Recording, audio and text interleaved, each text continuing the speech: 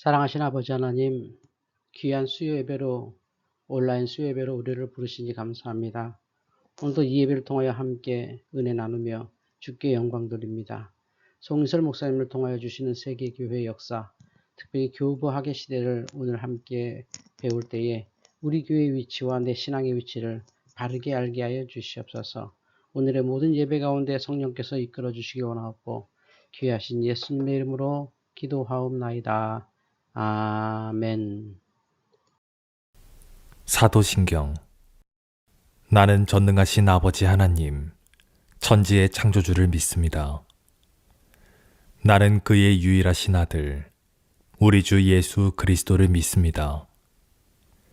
그는 성령으로 잉태되어 동정녀 마리아에게서 나시고 본디오 빌라도에게 고난을 받아 십자가에 못 박혀 죽으시고 장사된 지 사흘 만에 죽은 자 가운데서 다시 살아나셨으며 하늘에 오르시어 전능하신 아버지 하나님 우편에 앉아 계시다가 거기로부터 살아있는 자와 죽은 자를 심판하러 오십니다. 나는 성령을 믿으며 거룩한 공교회와 성도의 교제와 죄를 용서받는 것과 몸의 부활과 영생을 믿습니다. 아멘. 찬송가 212장, 찬송 212장 찬양 드리겠습니다.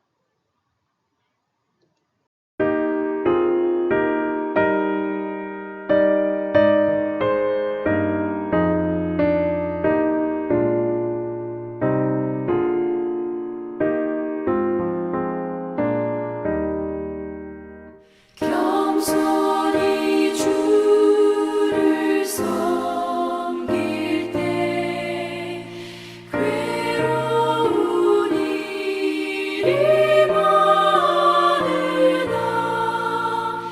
구주여 내게 힘 주사 잘 감당하게 하소서.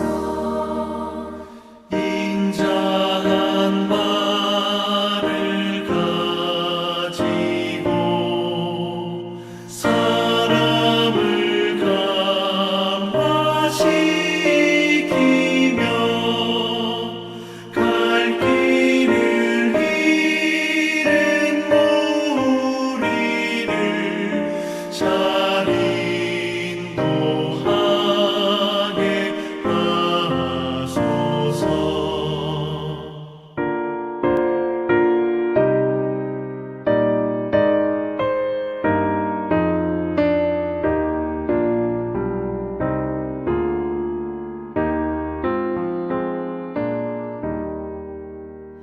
구주의 귀한 인내를 깨달아 알게 하시고 굳건한 믿음 주셔서 늘 승리하게 하소서. 장래의 영광 비추사 소망이 되게 하시며 구주와 함께 살면서 장평강 얻게 하소서.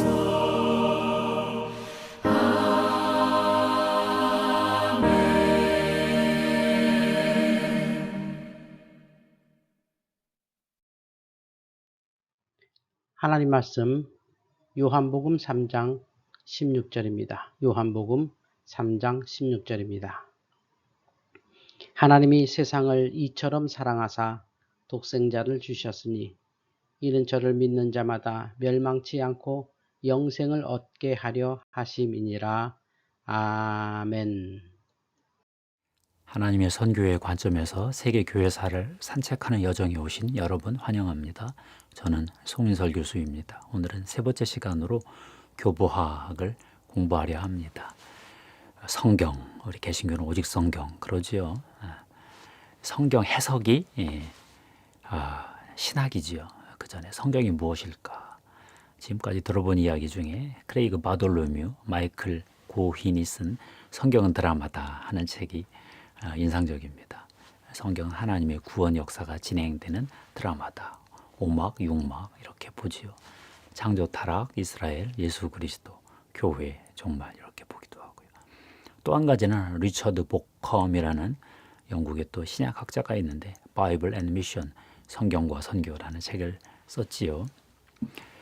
성경은 열린 메타 내러티브다 이런 주장을 했습니다. 메타 내러티브는 인간 역사 전체에 대한 이야기를 들려줌으로써 역사의 의미와 운명을 파악하려는 시도다 이렇게 얘기를 했고요. 작은 이야기들이 많은데 이 다양한 이야기들 하나의 전체 이야기로 엮어서 어떤 단일한 의미를 부여한다 이런 설명인데요. 신학은 성경의 복음과 우리가 사는 시대적 상황을 연결해 주는 다리지요. 그 중에 성경을 해석을 해서 이 시대에 말씀이 이해되고 지켜지도록 하는 노력입니다. 절대적 진리라는 신학은 하나님만 아시는 거고요. 인간은 그거 모릅니다. 인간은 성경을 자기 시대의 정신, 철학, 서조로 해석을 해서 정돈해가지고 이제 그걸 전승하고 또 지키고 하는 것입니다. 누가 더 성경 해석을 잘했을까 하는 게 신학사의 이제 과제입니다. 어떤 사람들은 보수적으로 해석을 하고 어떤 분들은 굉장히 진보적으로 해석을 하지요. 보수적인 사람들은 성경 문자에 충실하고 진보적인 사람들은 상황에 충실하려고 상황에 더 맞추려고 하는데 그러다가 좀 넘어가기도 하고요. 중도적 입장이 좋은 것 같습니다. 신학은 불완전해요. 희미한 거울을 통해서 보는 것처럼 볼 수밖에 없는데 그래도 복음서의 중심 메시지들 또 구속사의 기본들, 신앙 규범, 신조 이런 것들은 공통이지요. 신학에는 두 가지 유형이 있습니다. 하나는 공시적이라고 그래서 딱 이렇게 조직신학적으로 하는 거고요. 두 번째는 통시적이라고 해서 시간적 순서대로 하는 것입니다. 성서학하고 교회사는 통시적으로 가고요. 조직신학은 공시적으로 어떤 구조적으로 그 시대의 어떤 주제별로 이렇게 성경 해석을 해나가는 그런 논리적 체계를 추구하지요. 역시 신학의 역사는 상황화 역사다 그렇게 봅니다. 그리스 정교회 신학 이때 이들이 헬라 문화 속의 복음을 상황화를 잘 시켰습니다. 그러다가 실패한 것도 많고 잘한 것도 많고 앞으로 삼위일체론 기독론 해보다 보면 그런 게 나와요. 그리스 플라톤 철학은 이원론이잖아요. 이데아의 세계, 현상의 세계. 어떤 이론론이 아니고 동양은 이론론이었는데 서양 철학은 이원론이거든요. 거기에 복음을 집어넣었더니 유대교의 어떤 굉장히 포괄적인 통전적 전체론적 사고가 자꾸 이렇게 이분법으로 이원화되면서 많은 문제들을 일으켰습니다. 교부란 누군가? 한마디로 고대교회의 신학자다 이렇게 보면 됩니다. 교회 아버지이고 처치 파더, 영적인 스승이고 신학의 스승입니다. 교부들이 되려면 조건이 있습니다. 교리가 정통적인가? 삶이 거룩한가? 교회가 공인했는가? 고대교회의 신학자들인가? 1세기부터 8세기까지 700년간 수백 명의 교부가 있었거든요. 교부들은 신학자이며 영성가이고 동시에 목회자이기도 했었고요. 하나님과 그리스도의 신비, 구원의 문제에 전념했던 분들입니다. 요즘은 목사와 교수가 분리되어 있는데 그렇죠? 그 당시는 교부들 안에서 통합이 되어 있었던 것 같아요. 교부는 넓은 의미의 교부와 좁은 의미의 교부가 있습니다. 사도적 교부, 속사도 이런 분들은 사도들의 직계 제자라고 그랬죠. 안디옥의 이그나티우스 뭐 이런 분들, 폴리캅. 변증가 이분들은 그 다음 한 150년경에 나타나셨는데 이방 철학자들에게 기독교를 조롱하는 멸시하는 자들에게 기독교의 어떤 탁월함, 어떤 우월성 이런 것들을 변증을 했어요. 자기들이 철학자였다가 회심을 했기 때문에 가능했겠죠. 기독교를 변호했다 그런 뜻이고요. 세 번째 이제 정통 교부들이 나오는데 이분들은 교회 안에서 이단들 영지주의하고 논쟁하고 마르키온하고 논쟁하고 뭐 이런 정통 교리를 형성해간 신학자들입니다. 좁은 의미의 교부는 이제 세 번째 교부들만을 정통 교부를 논의하는데요. 교회 안 이단 논쟁 벌였던 분들, 니케아 공의회라고 있었습니다. 콘스탄틴 황제가 기독교를 공인하고 나서 이게 자꾸 어떤 삼위일체로 문제가 이게 실로 문제가 복잡하니까 아리우스가 나타나서 자꾸 물을 흐리니까 교부들 감독들 다 모여라 니케아에 모여라 해서 감독들로 하여금 이 문제 해결했던 일이 있었는데 니케아 공의회라고 그러죠. 니케아 이전 교부, 니케아 이후 교부 이렇게 부릅니다. 니케아 이전 교부는 아무래도 박해 시대고 니케아 이후 교부는 이제 박해 이후 공인 시대 자유가 주어졌을 때 자유롭게 신학하신 분들이겠죠. 지리적으로 동방교부, 서방교부 그런 말을 써요. 동방교부는 이제 그리스 교부들, 헬라 교부들이고 서방교부는 라틴 교부들입니다. 이 교부들이 이제 복음을 자기들 상황에 맞추어서 신학을 전개하다 보니까 복음과 문화의 연속성과 불연속성 문제를 이들이 제기했습니다. 타티안, 터툴리안 같은 교부들은요, 아테네와 예루살렘이 무슨 상관이 있느냐 하면서 복음은 복음이고 문화는 문화다 이런 주장을 했고요. 그렇지만 순교자 유스티누스, 알렉산드리아, 클레멘트, 오리겐 이런 사람들은 문화를 굉장히 강조하고 헬라 철학을 강조하면서 복음과 철학, 복음과 문화를 연속적인 발전, 성취로 보았습니다. 이 교부들이 이렇게 상황화 신학을 자기들 나름대로 다양하게 전개하면서 그리스 철학의 개념을 사용해서 성경 해석에 가장 크게 성공한 사례가 있는데 그것이 바로 삼위일체론과 기독론입니다. 첫 번째 정통교리로서 삼위일체론을 잠깐 정리해 볼게요. 삼위일체론은 성부와 성자와 성령 세 분 사이의 관계 문제인데요. 구속사의 구원 역사 이전에 세 분이 창조 이전부터 어떤 내적 관계가 있으신가 뭐 그런 걸 묻는 거죠. 신론이 유일신론하고 삼신론 이걸로는 기독교가 설명이 안 되니까 이걸 어떻게 극복을 해서 삼위일체론을 이제 만들어가는 긴 과정이 시작이 되었는데 종속설과 양태론을 극복하는 문제가 힘들었습니다. 종속설은 아들 예수 그리스도가 아버지 아래에 종속되어 있다 그런 뜻인데 구속사에서는 종속되어 있는 게 맞지만 어떤 창조 이전부터 영원한 그분들 관계에서는 종속설 얘기하면 좀 어렵지 않을까 어려움이 있죠. 양태로는 성부, 성자, 성령이 똑같은 분이 얼굴만 가면만 바꿔 쓰고 나타나셨다 하는데 잘못하면 일신론 되잖아요. 이 두 가지 문제 극복하는 게 아주 어려웠습니다. 삼위일체론의 발전 첫 단계는요. 종속설에서 한 우시아, 하나의 본질, 세 분은 한 분이시지 하는 쪽으로 발전하는 그런 어려움이 있었습니다. 우시아라는 게 헬라어로 being이죠. being, 존재, 한 존재.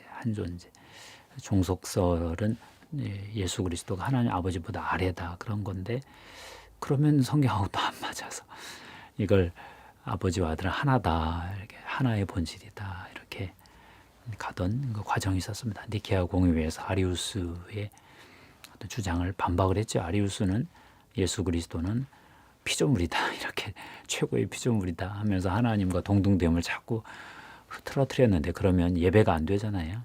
이걸 이기기 위해서 아타나시우스가 그걸 반박을 하면서 니케아 정통신앙이 세워졌습니다. 나중에 성령님까지 이제 신성을 확보하면서 삼위일체론이 발전이 되는 건데요. 근데 이렇게 한 우시아 하나의 본질됨 세 분이 한 분이시다는 걸 하다 보니까 잘못하면 양태론으로도 빠지잖아요. 그래서 세 분이 한 분인데 이분이 위격이 다르다. 세 위격 휘포스타시스가 다르다. 이쪽으로 전개하느라고 갑바도기아의 세 교부였던 가이사라의 바젤, 리사의 그레고리, 나지안주스의 그레고리 세 분이 노력을 많이 했습니다. 성령 신성까지 확보를 해가지고 세 분이 같으면서도 다르고 다르면서도 같다. 이런 위격과 어떤 본질 문제, 개념 문제를 구별을 했습니다. 어떤 본질은 우시아라는 말로 쓰고 위격은 휘포스타시스라는 헬라어 개념, 철학적 개념을 사용해서 삼위일체론을 만들어가는데 정말 어려운 그 협곡을 지나갔습니다. 콘스탄티노플 공의회까지 나중에 돼서 니케아 신경을 통해서 만든 거죠. 그래서 삼위일체론은 양태론과 종속설의 양극단을 통과해 나오면서 정립이 되었습니다.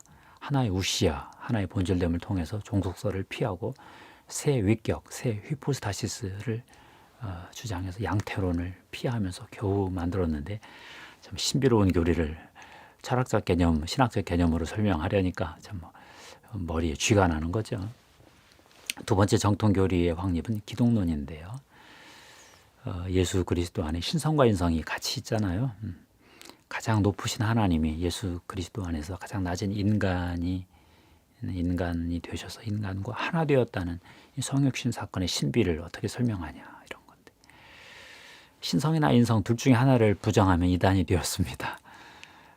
그런데 두 개를 다 인정을 하더라도 단성론과 네스토리우스주의를 극복하기가 워낙 이게 어려운 일이 너무 어려운 일이었어요. 단성론은 신성이 인성을 흡수했다 이런 주장이고요.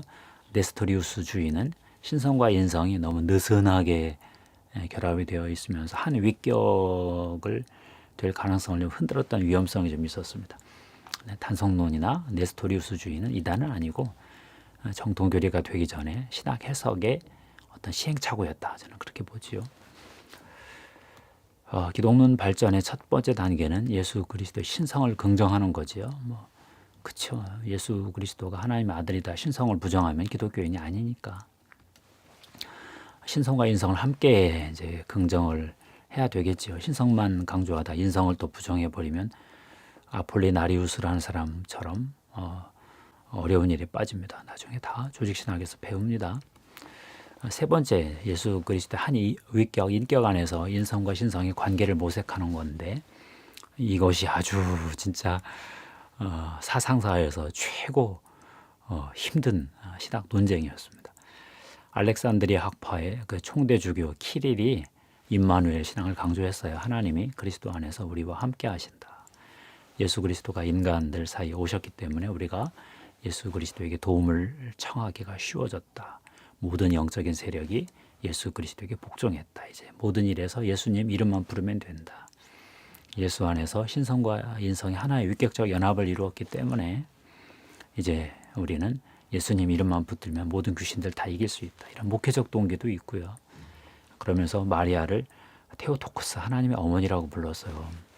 그랬더니 당시 안디옥 학파였고 콘스탄티노플 총대주교를 지내고 있던 네스토리우스 이 사람이 저러면 힘든데 고개를 갸우뚱했어요. 그게 뭐였냐면 임마누엘 신앙이 지나치면 문제가 발생한다 이렇게 본 거죠. 하나님이 인간성 안에 너무 가까이 오시면서 하나님이 이제 고통을 같이 당하시게 생긴 거예요. 하나님께 고통이라는 불명예를 안겨주는 거다 이렇게 봤고요. 하나님의 인간에게 너무 가까이 불러들였다. 그러면 하나님이 인간의 나약함에 노출이 되어서서 나약해지신 하나님, 약해지신 하나님에게 우리가 어떻게 도움을 청하냐. 이분도 목회적 동기예요. 하나님의 초월성을 지키고 싶었습니다. 그래서 십자가에 달린 분은 하나님 자신이 아니라 하나님이 선택한 그 아들이며 종이다. 그리스도는 점진적으로 하나님과 연결되어 있는 어떤 그런 분이지 이러면서 좀 예수님 인성을 좀 확보하려고 노력을 했어요. 신성과 인성의 결합도 그냥 도덕적 연합, 의지적 연합 이렇게 느슨하게 연합을 시켜놓다 보니까 알렉산드리아 학파가 위격적 연합이라는 말을 안 쓰는 걸 보고 화가 폭 난 거죠. 더더구나 자기들이 좋아하는 테오토코스 하나님의 어머니라는 마리아에 대한 그 명칭도 거부하고 그리스도의 어머니다 뭐 이렇게 주장하니까 화가 많이 나서 막 양파가 싸워댔습니다. 키릴은 뭐라고 주장을 했냐면 위격적 연합을 주장해야 예수 그리스도 위격 안에 신성과 인성이 하나로 완전히 연합되어 있다고 해야 우리가 하나님께 기도하기 좋다. 예수 그리스도 안에서 하나님이 인간의 고통을 함께 공유하셨다. 예수 그리스도가 인간과 함께 죽음을 맛보았기 때문에 그분에게 기도하기가 더 좋은 거다 하면서 막 이렇게 윽박질렀던 거예요. 그랬는데 3차 에베소 공의회 431년에 네스토리우스 주장을 정죄를 했습니다. 예수의 한 위격적 연합이다 이렇게 주장을 했더니 네스토리우스가 교회 정치에서 당한 거죠. 그랬는데 놀라운 일이 벌어졌어요. 유티케스라는 사람이 나와가지고 알렉산드리아 학파의 그 위격적 연합 주장을 단성론으로 막 끌고 간 거예요. 신성이 인성을 흡수했다. 이제 하나의 본성만 남았다. 그것도 너무 간 거거든요. 그랬더니 그 당시 로마 감독이었던 레오 1세가 책을 써서 그리스도는 두 본성을 가진 한 위격이다 이렇게 좀 절충안을 제시했고요. 451년에 칼케돈 공의회에서 그걸 확정을 했습니다. 예수 그리스도 안에 참 하나님, 참 인간, 신성인성이 같이 있다. 양성론을 주장하면서 한 위격 안에서 기묘하게 연합이 되어 계신데 이런 말을 썼습니다. 신성과 인성이 혼합되지 않고 변화되지 않고 분할되지 않고 분리되지 않고 하나의 위격 안에서 연합되어 있으시다. 뭔 소린가 모르겠어요. 칼케돈의 정의는 기독론의 문제를 해결하지는 못했어요. 다만 잠깐 잘못하면 진짜 예수 그리스도 그분의 신비를 망치겠다 이렇게 어떤 한계를 정한 거지요. 긍정적 용어, 부정적 용어 다 써가지고 양극단, 단성론하고 네스토리우스주의 양쪽 통과하느라고 해를 많이 먹었습니다. 그렇다고 단성론 교회가 이단은 아니죠. 지금까지도 있어요. 양성론 칼케돈파와 대립했다는 거지. 이들이 지금까지도 존재합니다. 시리아 야곱 정교회가 있고, 이집트 콥틱 정교회가 있고요, 이디오피아 정교회가 있고요, 아르메니아 정교회가 있고, 4개나 되는 인도의 도마 교회도 이쪽이고요. 단성노자들 어떤 고난의 시대에 하나님이 멀리 계신다고 할지라도 예수 그리스도 안에서 인간의 고통을 다 겪으셨다. 그 하나님께 우리는 기도한다. 그런 주장이 영성적으로 또 먹히거든요. 이들이 이 영성으로 버틴 거예요. 마리아를 테오토코스라고 부르고 그 하나님 아들 예수 그리스도와 인간과 친족 관계라는 거죠. 마리아 안에서 고난 중에도 그들이 살아남을 수 있었던 영성의 근거입니다. 이슬람 제국 안에서도 버티고 지금까지도 살아남아 있고 WCC 안에서 양성론 교회와 단성론 교회가 요즘은 다 화해를 했습니다.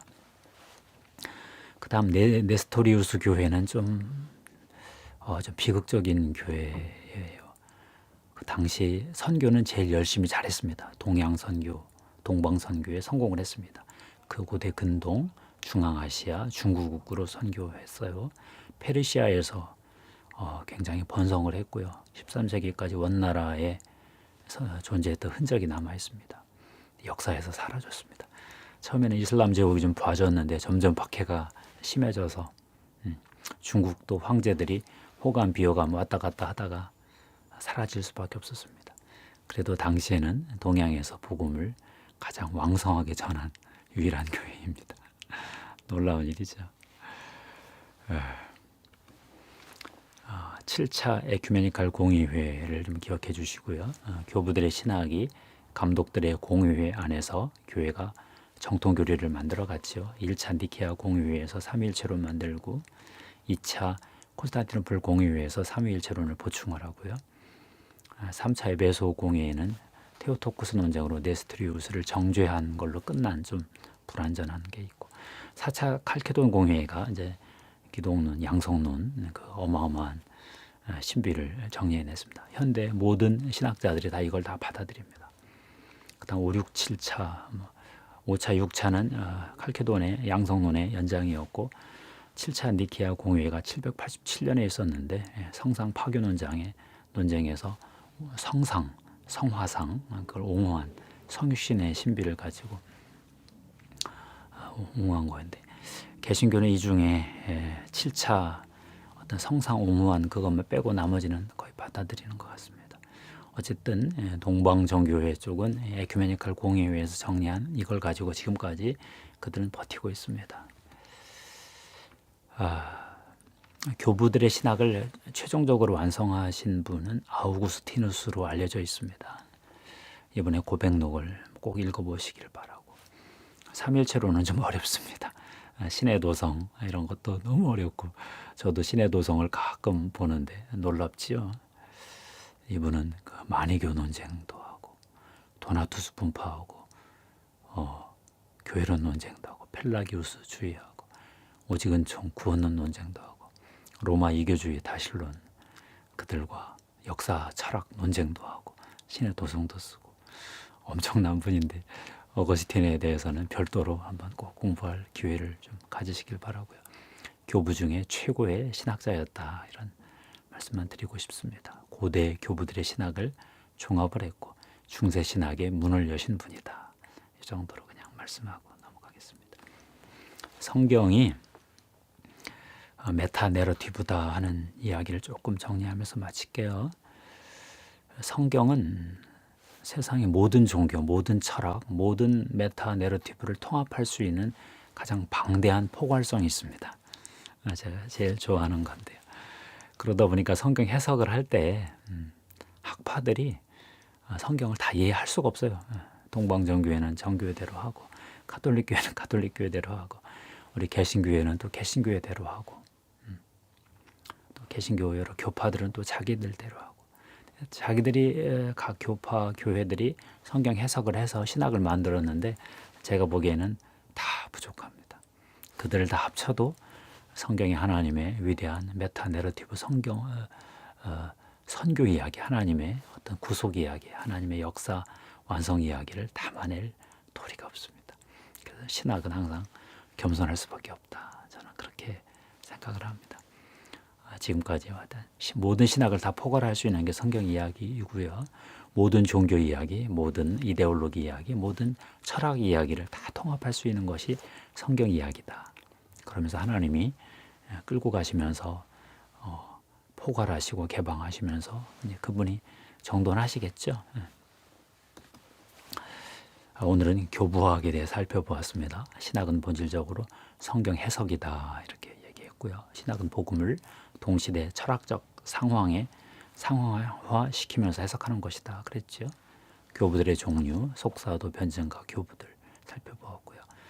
교부들의 신학 중에 최고의 세계 교회 보편 교회에 준 선물 삼위일체론과 기독론을 만들었던 것을 살펴봤습니다. 그리스 철학을 했던 자들이기 때문에 이게 가능했다고 봅니다.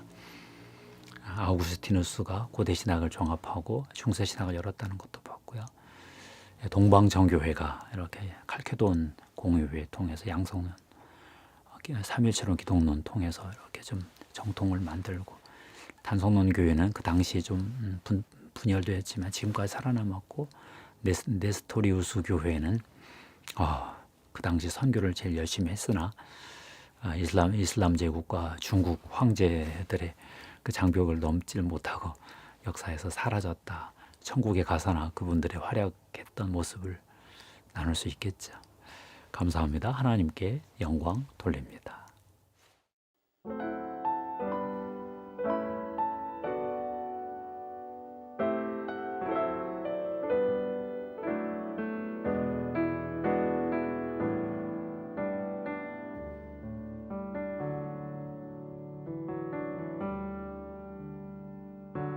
성축해 내 영혼 내 영혼아 거룩하신 이름 이전에 없었던 노래로 나 주님을 경배해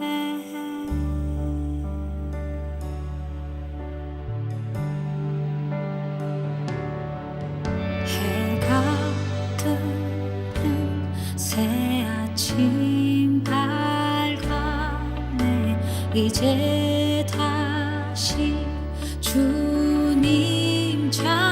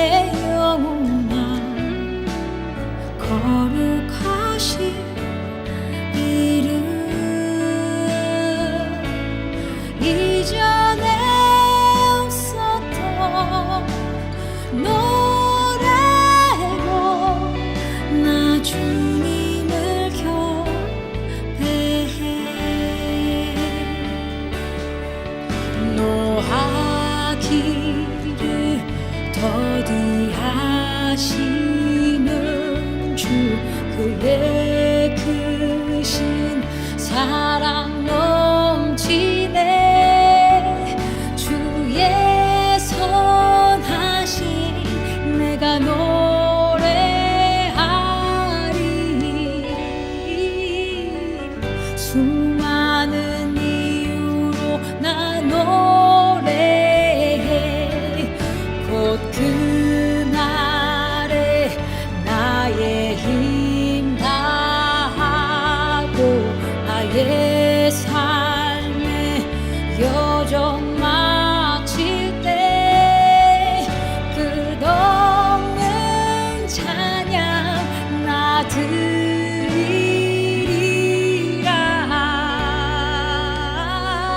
수많은 세월 지나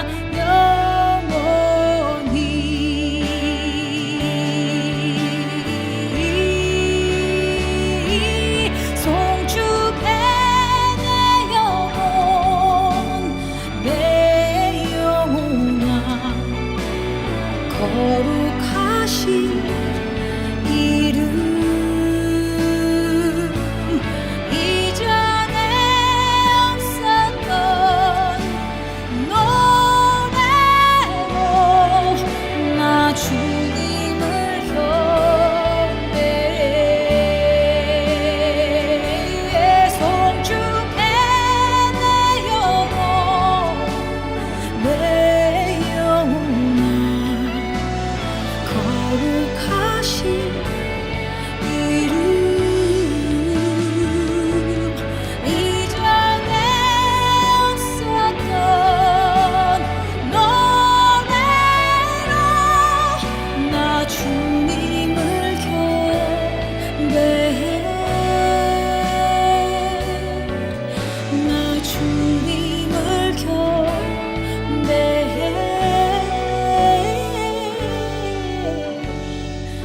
나 주님을 경배해.